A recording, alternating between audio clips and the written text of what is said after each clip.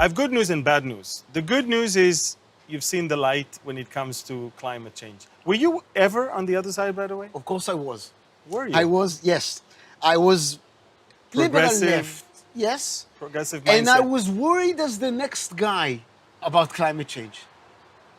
And then when I came back from the United States to Israel, I spent a year and a half in industry, working about solutions to energy conversion, using nanotechnology, whatever. And part of this work was studying what solar panels really are.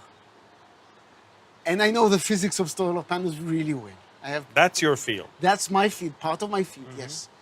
And I saw that, and I was bamboozled by the contrast between what these things really can do and what people tell us they can do. These things just don't match. And this is what I do. I fit models to real life. And these things cannot power our society. And they can help, they can support, but not be the main one. Never. It's even questionable whether they can support and if they're not really a parasite on an existing system. Wow. And they're not renewable because 15 to 20 years you need to throw them all away. Millions of solar panels which have some toxic and heavy metals in them which need to be dealt with. It's not an easy problem. So I looked at this and I said, well, the data doesn't add up. Maybe we were told the wrong thing. So I started looking into this. And then, one thing led to the other. I started thinking about the climate problem, and I looked at the data. I don't read the summaries, I don't read the abstracts, I just look at the data. As a scientist, valuing science, everybody's telling us to trust science, but then when science clashing with their agenda, then science should be silenced. And this is an amazing thing. You hear statements like, the science is settled.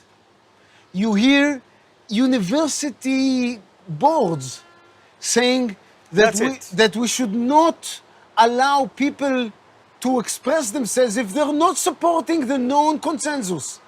Hearing this from a university which is bound to the search for the truth. And how can you search for truth without expanding and without questioning the existing knowledge? The bad news, and you and I know that, we will not win here. Let's face it, Earth will not adopt our beliefs in the fact that this is a scam. Earth will fall deeper, I'm talking about society, deeper into this deception and into this new rising religion. I think we're in a strange situation now that this agenda has collapsed on the wall of reality and real life.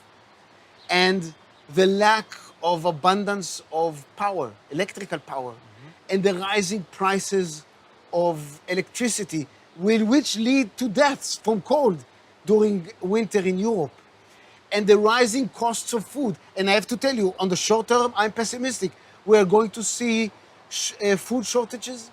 We're going to see famine in the developing countries because the manufacturing of fertilizer requires natural gas. Now, Europe has reduced in 50% its fertilizer capabilities, fertilizer manufacturing capabilities.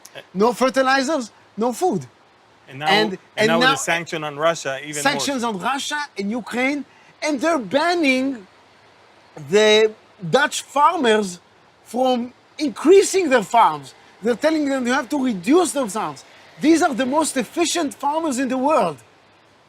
A small country like the Netherlands supplying a huge amount of food to Europe and one of the largest exporters of food, and they're saying, no, you have to reduce your food production.